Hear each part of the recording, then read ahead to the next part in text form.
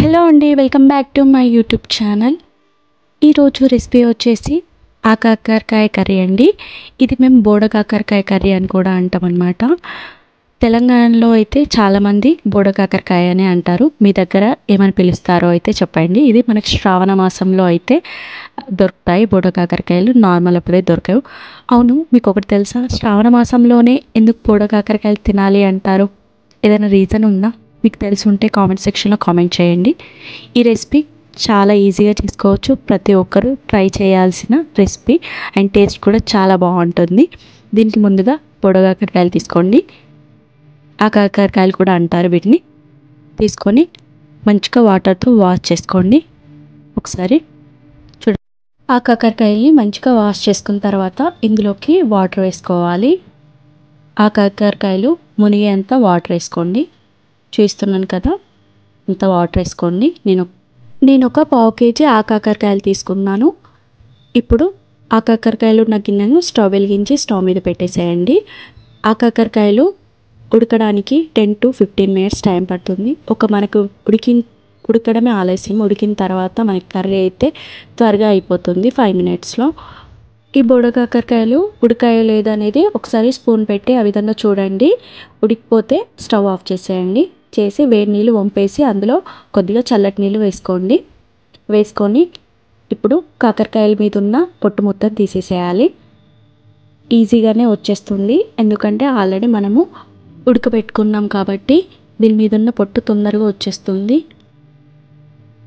నేను ఒక 2 to 3 types అయితే చూపిస్తాను, ఏ విధంగా దాని మీద పొట్టు తీసేసుకోవాలి అనేది. ఫింగర్స్తో ఆ విధంగా అనేస్తే త్వరగా వచ్చేస్తుంది. అండ్ నెయిల్స్తో ఆ విధంగా అన్న కూడా వచ్చేస్తుంది.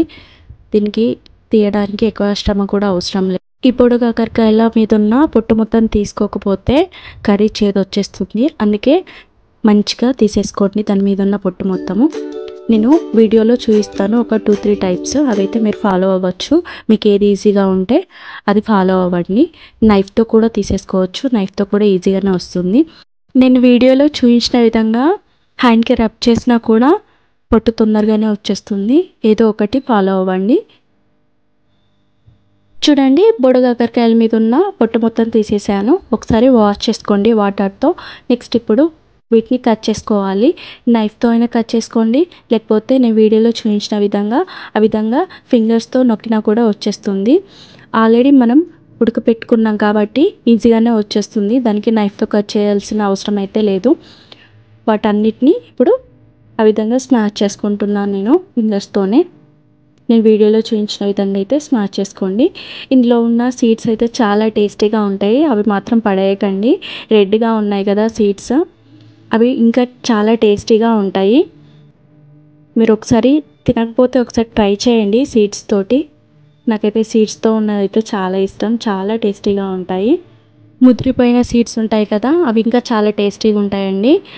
మీకు అవి తినడం ఇష్టమా లేదో అనేది కామెంట్ సెక్షన్లో కామెంట్ చేయండి. ఇప్పుడు నేను వీటిని స్మాష్ చేసుకున్నాను మొత్తం. నెక్స్ట్ ఇప్పుడు స్టవ్ వెలిగించి ఒక గిన్నె పెట్టేసుకోండి. అందులోకి ఆయిల్ యాడ్ చేసుకుందాం. ఇప్పుడు ఒక 3 టేబుల్ స్పూన్స్ ఆయిల్ వేసుకొని హీట్ చేసుకోండి. ఆయిల్ హీట్ అయ్యాక ఇందులోకి ఒక పెద్ద సైజు ఆనియన్ని చిన్న ముక్కలుగా కట్ చేసుకొని వేసేసుకోండి. ఒకసారి గరిటెతో మంచిగా కలిపేసుకోండి. ఇప్పుడు ఇందులోకి ఒక రెమ్మ కరివేపాకు వేసుకోండి. ఇప్పుడు ఇందులోకి ఒక 1/2 టీ స్పూన్ పసుపును యాడ్ చేసుకొని ఒకసారి మంచిగా కలిపేసుకోండి. ఇందులోకి మీకు రుచికి తగినంత సాల్ట్ని కూడా యాడ్ చేసుకోండి. ఒక 1/2 టీ స్పూన్ జింజర్ గార్లిక్ పేస్ట్ని కూడా వేసుకోండి. వేసుకొని ఒకసారి మంచిగా కలిపేసుకోండి. ఇవన్నీ ఆనియన్స్ వేగిన తర్వాత ఒక్కొక్కటిగా వేసేసుకోండి. పసుపు, అల్లం వెల్లుల్లి పేస్ట్, సాల్ట్ అనేది. ఇప్పుడు ఇందులోకి మనం ముందుగా ఉడికించుకొని పెట్టుకున్న ఆ కాకరకాయల్ని వేసుకొని మంచిగా కలిపేసుకోండి. ఒకసారి ఒక 1 minute ఆగేసి ఇందులోకి రెడ్ చిల్లీ పౌడర్ యాడ్ చేసుకోవాలి. మీకు స్పైసీని బట్టి యాడ్ చేసుకోండి. నేను ఒక 1.5 స్పూన్ వరకు వేసుకుంటున్నాను. రెడ్ చిల్లీ పౌడర్ కొద్దిగా ఎక్కువ పడుతుంది, ఎందుకంటే మనం ఇందులో చింతపండు రసం పోస్తాం కాబట్టి కొద్దిగా ఎక్కువ వేసుకోండి. వేసుకున్న తర్వాత మంచిగా ఒకసారి కలిపేసేయండి. చింతపండుని ఒక 15 నిమిషాల ముందే నానబెట్టుకున్నాను. ఒక నిమ్మ సైజ్ అంతా చింతపండుని వాటర్లో నానబెట్టుకోండి. చింతపండు రసం తీసి వేసేసుకోవాలి. కారం వేసుకున్న తర్వాత ఒక 1 మినిట్కి చింతపండు రసం పోసేసేయండి. ఒకసారి మంచిగా కలిపేసుకోండి. మీకు ఇంకా వాటర్ కావాలనుకుంటే యాడ్ చేసుకోండి. ఇప్పుడు నాకు ఈ కన్సిస్టెన్సీ సరిపోతుంది, రైస్లోకి తినడానికి బాగుంటుంది కాబట్టి అంత వాటర్ వేసుకున్నాను. ఇప్పుడు ఇందులోకి ఒక 1 టీ స్పూన్ నువ్వుల పొడి వేసుకోండి. వేసుకొని ఒకసారి మంచిగా కలిపేసుకోండి. ఇప్పుడు ఒక 10 నిమిషాలు మంచిగా ఉడకనివ్వండి. మీడియం ఫ్లేమ్లో పెట్టేసుకొని స్టవ్ని ఒక 10 నిమిషాలు ఉడకనివ్వండి. మిడిల్లో అప్పుడప్పుడు ఒకసారి చెక్ చేసుకుంటూ ఉండండి. ఆ విధంగా కలుపుతూ ఉండండి, మాడిపోకుండా చూసుకోండి. ఒక 10 నిమిషాలకి ఆ విధంగా కర్రీ మొత్తం దగ్గరకు వచ్చేస్తుంది. పైన కొద్దిగా ఆయిల్ కూడా వచ్చేస్తుంది. ఇప్పుడు ఇందులోకి మనం ఒక 1/2 టీ స్పూన్ ధనియాల పొడి వేసుకొని మంచిగా కలిపేసుకోవాలి. ఇప్పుడు ఇందులోకి చిన్నగా తరిగిన కొత్తిమీరని వేసేసుకోవాలి. వేసుకున్న తర్వాత ఒకసారి మంచిగా గరిటెతో కలిపేసేయండి. ఒక 1 మినిట్ ఆగేసి స్టవ్ ఆఫ్ చేసేయండి.